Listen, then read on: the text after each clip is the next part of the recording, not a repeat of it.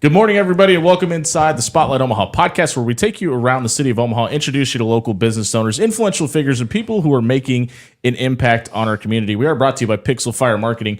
Pixel Fire Marketing is a locally owned marketing firm who specializes in website design, creating social media ads, and engaging your business online. If your business could benefit from any of that, check out pixelfiremarketing.com for more details today. Joining me inside of the Pyramid Contractor studio today is Stephen and Tony Butler with Controlled Comfort. Guys, thanks for being here. I appreciate it. Thank you. Appreciate you having us. Stephen, I want to start with you. I want to talk about the idea of entrepreneurship. You guys just recently purchased this business back in April, but Controlled Comfort's been in the Omaha area for a long time. Can you talk about your journey through entrepreneurship and why it was the right time to purchase Controlled Comfort? Yeah, Controlled Comfort has been around since 1964. Yeah. So it's been a business I've always known about. I've been in the industry since 1990. So this is really all I've ever done. But, when you talk about the entrepreneurship journey, that is something that I think I've been on my whole life. I was joking with you before the show started about I wanted to start a music studio when I was in my 20s. I wanted to start a gym when I was in my 30s. I ended up helping my wife start a dog grooming salon in Council Bluffs. Okay. And then what's the dog grooming salon called? Serenity Dog Salon. We'll give a free plug. Thank you for saving my marriage. Yeah. Serenity Dog Salon on Madison Avenue. And then, I started a online supplement company because I'm a big workout fanatic. So Sure. IamAmino.com. And as I've gone through that journey, it's always just been, these side hobbies, these side hustles where, I was making a little bit of money and it was fun and it was just always something I was into. And then I over the years, I kept trying to find a company to buy in my industry because there was always a side hustle, right? I was always working for somebody else. And even though my career was going really well, it just never was, I was joking with a friend the other day. There never was that sense of, I'm a very direct speaker. I'm very decisive. I make decisions quick. I'm very agile when it comes to business. And I always felt like there was a ceiling or, one arm tied behind my back, trying to throw a perfect game. And I just never quite was free, right? Well, I stole that from Short Elvis. So Short Elvis was a boss of mine I had years ago. Vinny was the coolest boss I ever had in my life. The dude was cooler than smoke. But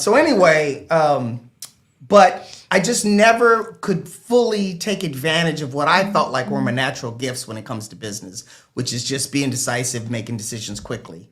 And this was the opportunity, when this came into my lap, when the former owners were ready to retire and they were excited about retiring, and I knew somebody that knew them, and they told me about him and they told him about us. Sure. And the opportunity was there. I was like, there's no way I'm walking past this. No way. When we talk about entrepreneurship and always wanting to be a business owner and be kind of your own boss, has there ever been any want to slow down? I haven't known you very long, but I don't get that the throttle goes backwards very often. So that's funny because I was talking about a different friend about that, and we were talking about how I'm old. I don't look old, I know, but I have a lot of friends that are starting to retire. Sure. And I'm saying, man, he's too young to retire, and he was 2 years older than me, and I'm like, he's too young to retire. And he said, well, he told me that he'd always planned on retiring at 55. And so he was planning for it. And I was like, oh, yeah, that's what people do. They plan for retirement. No, I in my mind, I'm going to work until they put me in the dirt. Sure. I remember when my grandfather retired in 1988. And I remember asking him what he was going to do. And, that's that different generation, the silent generation. And he said, I'm going to do nothing. I'm gonna fish, and I'm gonna work on cars, and I'm gonna, do his little action with football games because he loved gambling. Sure. And who doesn't? Absolutely. And so I remember thinking that sounds fantastic. And then 10 years later he was gone. And in my head at the time, I just remember thinking, those things correlate. That's not how you do this, man. Yeah. They do correlate, right? There's no causation, but there's a correlation to having nothing to get excited about, not just live for. Live for sounds so cliche, right? I mean, you can go to Walmart and have something to live for, but not just paying the bills, not just having a little coin coming in, but having something that really strokes the motor, grinds your gears, fires you up, whatever cliche you want to use there. Something that makes you want to get up in the morning. And people tease me about being a workaholic. That sounds insane to me. There's no such thing. I love going to work. I just enjoy it. Even when I worked for other people, I came in with a smile on my face. And Tony's heard me say this before. There's two types of people at work that generally as a philosophy. It's the nose to the grindstone or the whistle while you work. I'm definitely the whistle while you work guy. Right. The nose to the grindstone guys, they place their value on how hard they work, but I place my value on how much fun we have and how much we get done, right? Did we knock this out and were we laughing the entire time? Tony, I want to go over to you for a second because your cousin buys this business. You basically convince him to hire you accidentally throughout the process. I think a lot of people here, you don't loan money to family, you don't work with family, but you guys have kind of already had this handshake agreement that, hey, we may be related, but this is business first. How difficult was that to kind of have that conversation at first? It's funny because even though we're cousins, we weren't close. Sure. Why'd you hate each other? Yeah. No, I'm just kidding. So I'm a little older than he is, so the path was a little bit different. So Sure. I come from 30 plus years in the insurance industry. So I think the actual conversation kind of happened organically. I jokingly, after he had purchased a business, I had said something about if he had a customer service department, I wouldn't mind managing it. Just kind of flip it, comment, if you will. And we had subsequent conversations throughout, what was it, 2-3 month period? Yeah. So there was hesitation on my part because of the family thing. Yeah. And there was hesitation on his part because of the family thing. So it was just constant conversations that were a little here, a little there kind of thing. And then I think we finally had a long conversation about what he was possibly thinking about doing. Mm-hmm. And then from that, it kind of morphed into a sit down kind of thing. And then I think he could speak to this more than I can. What he had envisioned for what I was doing, it was a perfect fit, I think. Mm-hmm. And he nodded. That's a positive. Yeah. So I think from what I was doing and the fact that we were related, that was kind of a hesitation on his part because I had no HVAC. As it should be for everybody. But if you can make it work, I mean, it's not different than anybody else. Absolutely. So the process was very methodical, and it's turned out great. I want to get both of you guys' response to this because you used a couple of interesting words there. One being one sentence using customer service, and I think the saying "customer service is dead" is being thrown around willy nilly these days. But when we talk about customer service, Stephen, we'll start with you. What does customer service for an HVAC company like Controlled Comfort look like? So that's a really interesting story. There's a story to that question. The old owners, and they were fantastic, and they've grown this business to be a wonderful business. When I first started talking to him, he kept saying the customer is the most important thing. The customer is the most important thing. The customer is the most important thing. And he's right, 100% right. But I tried to explain to him, and I'm not sure he ever really caught on, but I was like, here's how I view it, though.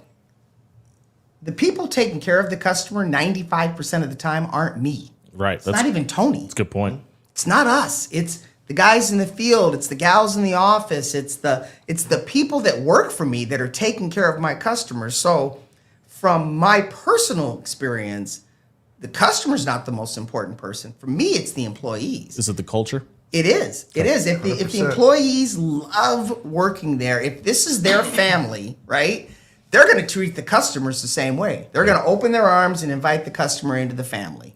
And then I don't have to do anything to make the customers feel like they're important because all these people that work for me are doing that. Yeah. And so my mindset is always like, are you a team player? And I know that sounds cliche, but it matters, right? Like, absolutely.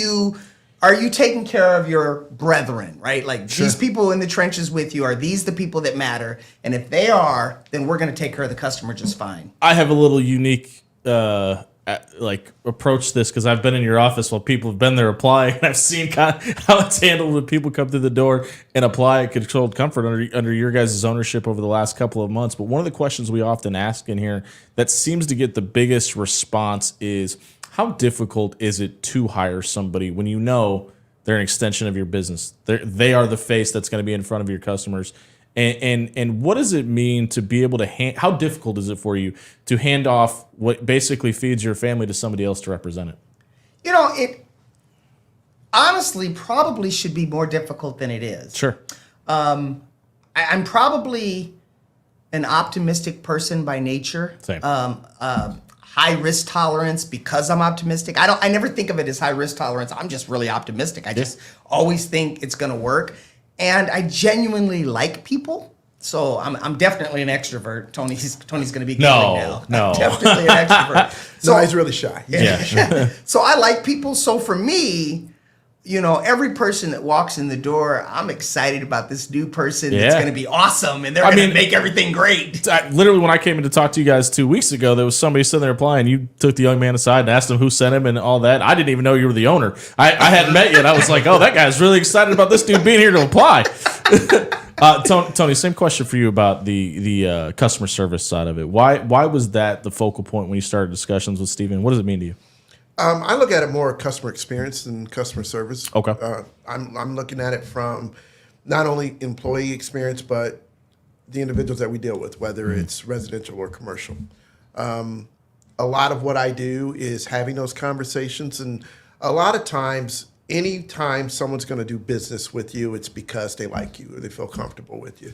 So Stephen made a great point in terms of the trickle down from it, from the people that work at Control Comfort trickles down to the customers that we deal with. Everybody's going to deal with a difficult person at some time or another, but it makes it a lot better when you like what you're doing. And I will applaud him for not only the individuals that were there when he purchased the company and the attitude, atmosphere that they bring to the table, but the individuals that he's hired since.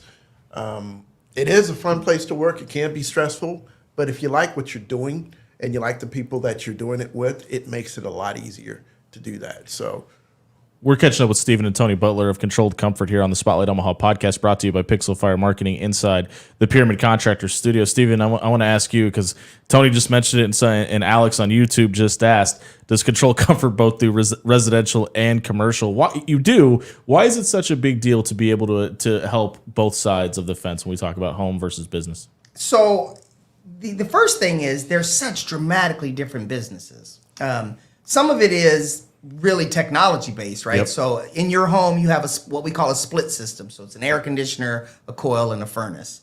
In commercial, it's mostly rooftop units. It might be a chiller.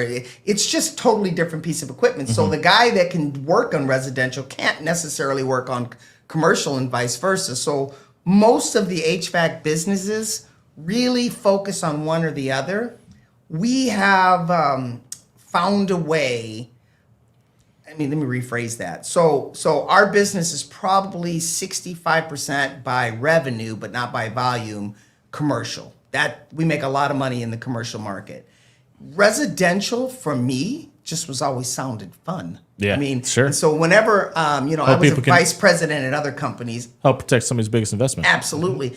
And whenever I got the reins, I think I became a vice president about 12 or 13 years ago. So I had the authority to say, hey, we're going to go chase this work. I always thought, man, this is just fun. Yeah. Right? It's just fun. Little. Do you like the sales portion of it? Oh, I love sales. Okay. I love sales. Yeah. Sales is You probably. can't tell? Yeah. It's funny. That's what we call a softball question. Yeah. I started my career as a field technician. Yeah. Right? I was a steam fitter. And so I was always in operations. And when I left the field and went to the office, they immediately stuck me in operations. And there's a guy, he was the service manager of that company. And he lived near me, and I was coaching his kid in football. And he said to me one day, he said, man, you'd make a great salesperson. I need a salesperson. And the boss said, heck no, he's making me money over here. We're not experimenting with a guy that's already making me money. Well, then when that, 2009 happened and the economy crashed. Oh, yeah. Little housing boom problem? Absolutely. I got on a layoff list, and that same day, that same guy called an owner of another company and said, this guy would be an incredible sales guy. I'm going, man, I've never done sales in my life, And they hired me as a sales guy, and I was the number 1 sales guy year 1. Did you notice when you got hired that you had been doing sales your whole life and you just hadn't known? Oh, once I started selling, I didn't really have a sales mythology. I didn't have a sales plan. I was just showing up being Steven and just talking to people. And it just turned into, it's exactly that. I was just like, oh, this is just what I do anyway. Yeah. When I got into radio, I wanted to talk to somebody that was smarter than me and been doing it for a long time. And I'm not going to give the person credit because he gets enough credit in this town as it is. But the one thing that he told me is, he goes, "You're not a radio host." And I said, "Yeah, no, I am. I just started." He goes, No. He goes, "You're a salesperson first, because without our clients and without our listeners, we have nothing. You're not making money, and if you're not selling to the people that are listening to you that you're knowledgeable, you don't have it. People are going to turn off your radio, and you have nothing." And I was like, that is the same in every single industry, no matter what you do, because you either need clients and you need financial backing, no matter what you do. So it was one of those really eye-opening moments to me where I'm like, oh, everybody is a salesperson. 100%. Tony, for you, when we talk about the addition of this business for back in April, and you guys are going into month 5 of doing this, what are some of the hurdles you guys were facing as new owners of this business, and what are some things that have kind of like developed over the last couple of months that made it easier? Okay, so he's the owner. Yeah. Sorry. Yeah. When Steven bought it and brought you aboard. Yeah. I'm the business development manager. And I think that's the best question for you then. If we're talking about developing business, what were some of the hurdles when you guys first took over the company? When Steven first took it over and brought you in, what were some of the hurdles, and how have you guys kind of been able to get over those? Well, for me, the hurdle was not being an HVAC business. Sure. So the stuff that he was talking about with rooftop units, split units, chillers, all that stuff, he was actually having that conversation with me, and it was like, didn't understand. This is speaking Egyptian, yeah. And then for him, for Steven to be in the business as long as he has, anytime that he talks about that, he gets excited. Yeah. So I'm just excited for no reason. Yeah. He's excited, right? So that was the hurdle, just terminology and all that. From a sales perspective, building business, I've been doing that pretty much my entire career. So I think it was more of a benefit too, not knowing the business, because sometimes what you don't know, you're stupid enough to say things that other foot people in don't. mouth. Yeah. Yep. So it was me just having conversations with people, talking on I don't want to say dumb it down kind of level, but it was just simplistic for me. And I've been doing that. So that was the easy part. But the hard part, and still the hard part, is learning the business. I mean, I know more now than I did when I first started. So a lot of what he says now I get, but he's going to forget more than I'll ever learn. So, Steve, for you, is it difficult to get to that layman's term for you when you're so excited and so passionate about something in an industry that you've been in for multiple decades, like you said, to be able to be like, oh yeah, this is something that the person that I'm talking to may not understand. So that's funny. Tell the truth. It's difficult. It's not difficult in my head. Sure. Because in my head, I think I'm making it really simple. Now I have trained a number of people to be salespeople that came from other industries. He's not even my first insurance salesperson. We get a lot of insurance people in our business. They know how to sell to people, right? But so I've had to do this before. I will say Tony is one of the best by far, who just picked it up very quickly. He's got a natural, this has nothing to do with me. He's really good at discerning what matters and what doesn't matter. And he quickly said, okay, that's all nice and refrigeration. Okay, that doesn't matter. Nobody I'm selling to cares how that thing works. They just need to know, are they going to be sweating still tomorrow? Yeah. And he, especially on the commercial side, he's talking to restaurants and businesses that are literally trying to run their business with no air conditioning. So usually doesn't them, go well. Not Nebraska. Yeah. So, but yeah, it's a tough transition. My wife her eyes start rolling up in her head when I start talking about it. I'm glad mine's not the only one that does that. No, okay. Oh God, yeah. But it's one of the things that I was really excited about with Tony was I just knew a lot of times when I take a tech and I turn them into a salesperson or some former technical person and I make them a salesperson. It's great if you're talking to a factory and the guy you're selling to is the facility manager, actually used to be an HVAC tech. Understands the inner workings. We see that a lot. But if you're dealing with accountant, which is probably the number 2 role that we see the most, right? It's facility managers and accountants. It's got to get paid for. And they don't know what you're talking about. Yeah. So you need somebody. That's probably why insurance people do so well in our business, is because they can talk the numbers and get right to the numbers and still have enough technical jargon to say, this is going to solve your problem. This is how much it's going to cost. I mean, really. We're catching up with Stephen Butler, the owner of Controlled Comfort, and he's joined by Tony Butler, development manager at Controlled as well. And when we talk about the inner workings, like you were just talking about, Stephen, we're talking about repair, replacement, and maintenance. You guys do all 3. What are the biggest differences on those calls or in-home visits between those 3 different things? We're talking repair, replacement, and maintenance. What are the differences? So maintenance is... I always like to use the analogy of changing the oil in your car. So many people say, well, it's brand new. Why do I need to buy a maintenance plan? Well, your brand new car has to get an oil change. Things break. Yeah. Right. Your brand new car, in a few years, you're going to need new tires. You're going to need new brake pads. That's maintenance, right? New air filter. An air filter, really apropos, because that's mostly what we're doing is changing filters. Sure. You'd be surprised how many times people just want us to change their filters. You'd be surprised how many people don't know they need to. Yep. And it's probably, without a doubt, the number 1 service call is changing filters. Wow. Because if they get too dirty, or if the condenser gets too dirty when the cottonwood starts flying, it stops it from breathing. If it doesn't breathe, it's like, I always like to use another analogy. If you have a box fan, remember when you were a kid and you take a piece of cardboard and you put it over the back of the fan and there would be no air out the front, right? Yeah. The air conditioner is the exact same thing. Yep. It's a fan. So it has to suck air in from the outside and blow it on the inside. It goes through a filter. If the filter's dirty, air's not coming in. If air's not coming in, air is not coming out. Right. It's that simple. And so a lot of what we do is changing filters on maintenance. Service is really fixing it. It's broken. It needs a new capacitor. See, there I go. It needs some part, and we replace it. And then replacement is, okay, we got to get you into a new unit. This thing is 20 years old, and really that's lifespan. 15 to 20 is lifespan for a residential unit. We're going to get you in a new unit, and we've got a way to find financing for anybody, no matter what your credit score is. We can get you financing. We, because we have relationships with these finance companies, we can get you a pretty good rate, typically. If you have phenomenal credit, you can go get a loan anywhere. Your rates are going to be fine. But if you just have, a 600 or below, or even right at 650, if your credit is only okay, we can get you financing. And that is because we have relationships with these finance companies that we're telling them, hey, we're going to bring you a bunch of customers and you don't have to do anything but finance them. Sure.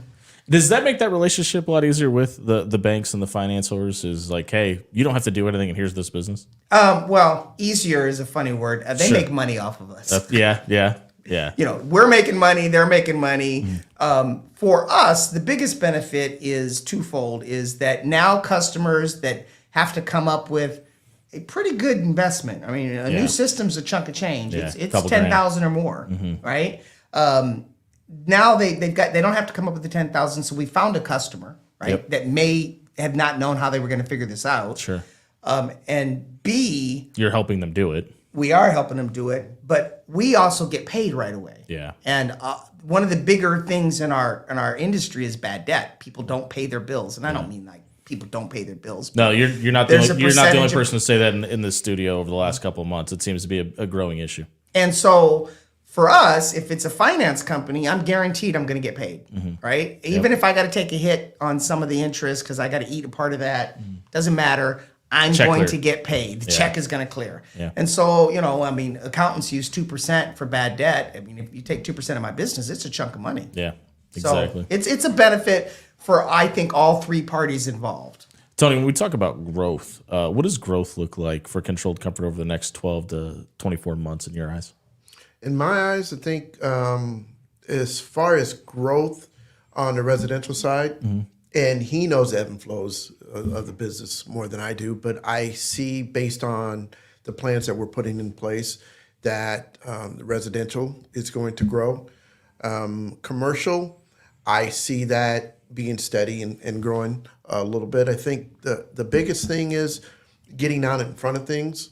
And I have the opportunity to actually be proactive in a lot of that, as far as the relationships that we have with our commercial accounts, as well as having some conversations on a residential side, but that's just more about being more proactive than reactive.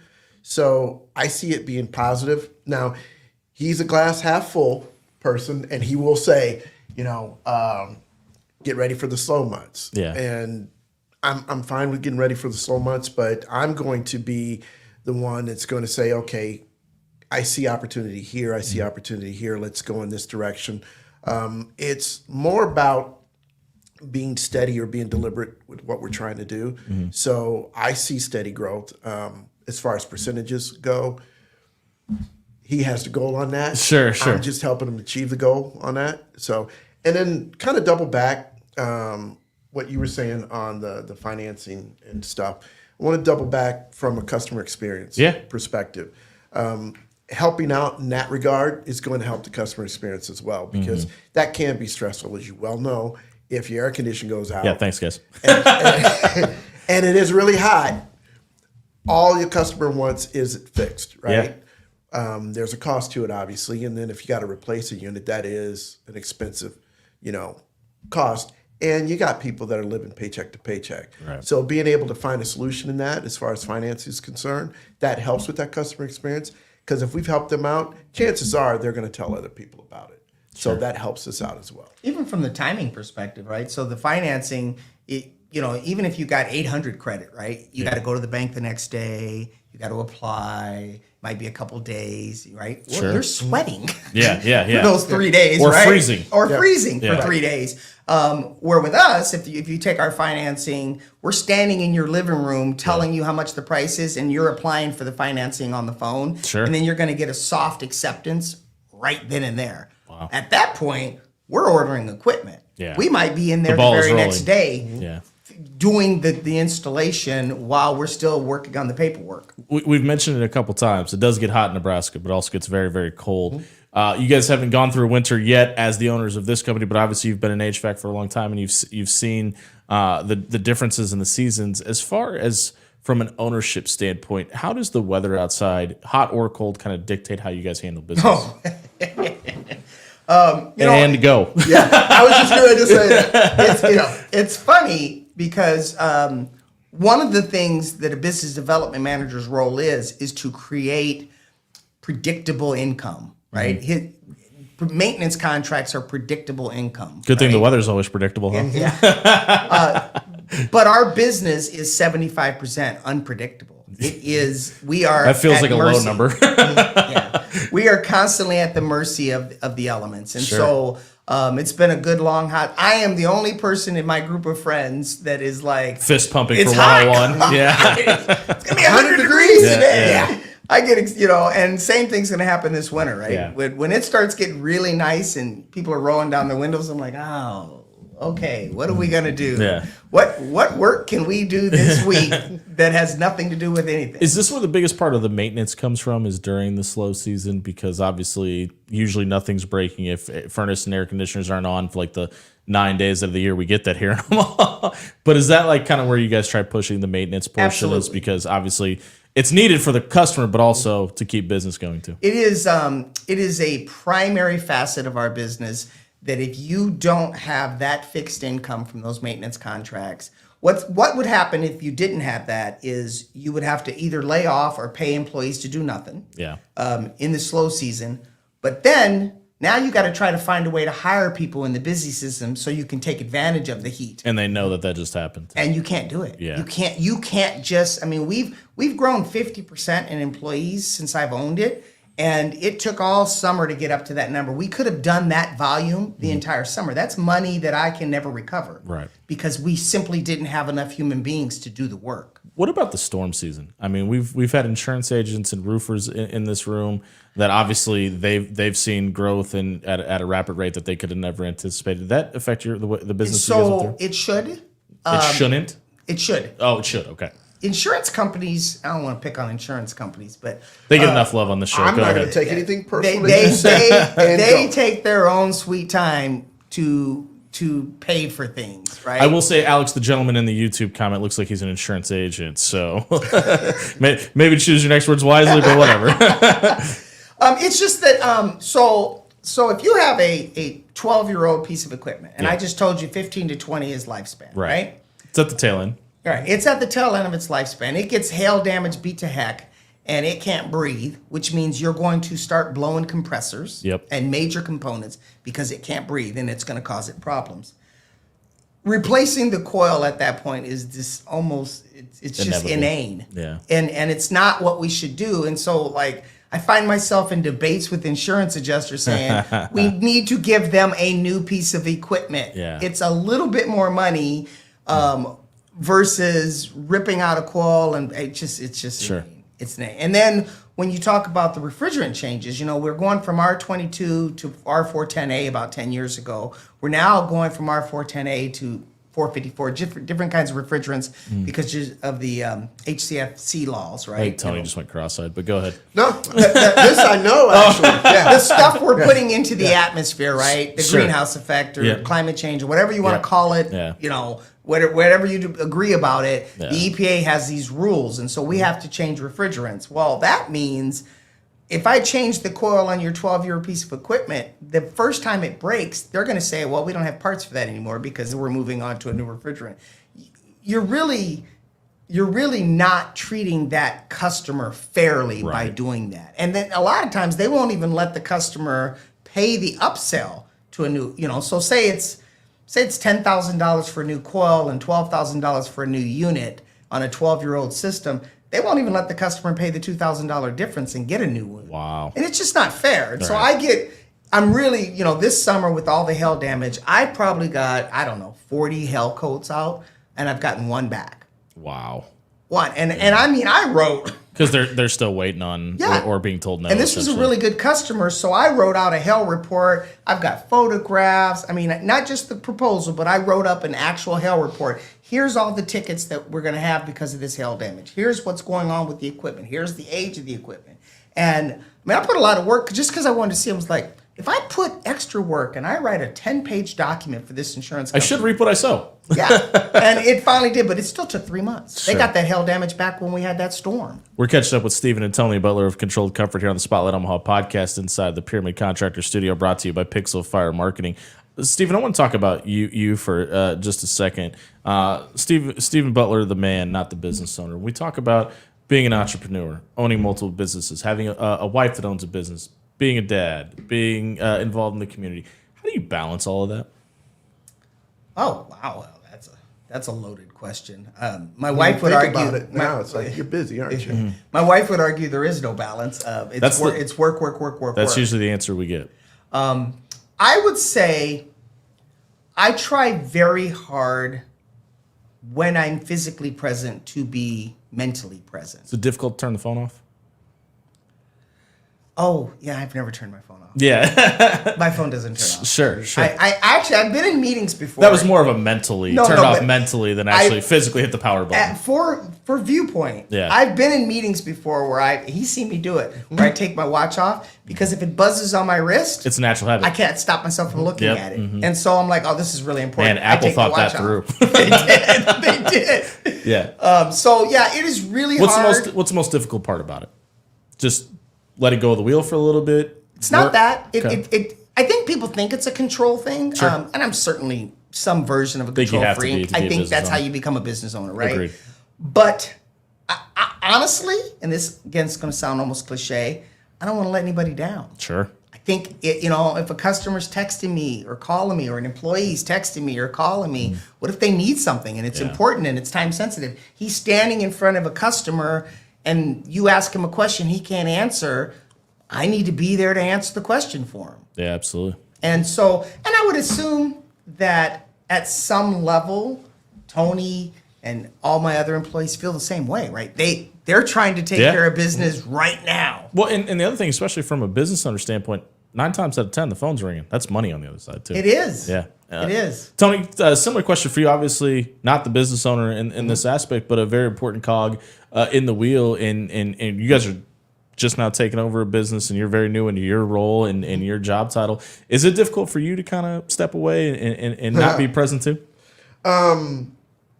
I got a lot of irons in the fire Sure. outside of this. Preach, my brother. Yeah, he knows. Man. It is hard to turn it off because not only I'm a dad to Sure. two kids. One is grown, he's 25, and my daughter's 15. She's involved in sports, and of course, being a 15-year-old girl now, we're talking about driving. Terrifying. Yeah. My kids are 3 and younger, and I'm scared to death of that day coming. Yeah, that 16th birthday's coming up real Sure, quick. Too, sure. So, yeah. And then there's things outside of what I do with her high school and also in church. So Yeah. it's difficult to turn it off, but I will say this. I try to be present when I'm present. Yeah. Like him in terms of mentally. I try to at least turn it off once a day or once a week, I should say, not once a day. I was going to say, I'm jealous Yeah. if you can do that. And, sometimes it works, sometimes it doesn't. Typically it's a Saturday. I try to do that. College football have anything to do with that? Yeah, now. But, yeah. But, Go Scurs. yeah. I think the key Could have won by is... 2 touchdowns. Sorry, go ahead. Sorry. No, you're fine. Because I was just thinking that too. Yeah. I was not impressed. Yeah. We'll get to that in a Yeah, second. we're good. It is difficult because as guys, it's, things come up you want to fix, you want to do. Sure. So I try to be intentional about shutting it down, but, sometimes It's not always more possible. difficult. No, it's not. But I try to get it in when I can. But, yeah. And I think you're also good with hiring people and let them do what they're good at doing. I know delegating is a cool word, but I think you do that better than most. Is this an attempt at a pay raise right now? No, I'm just kidding.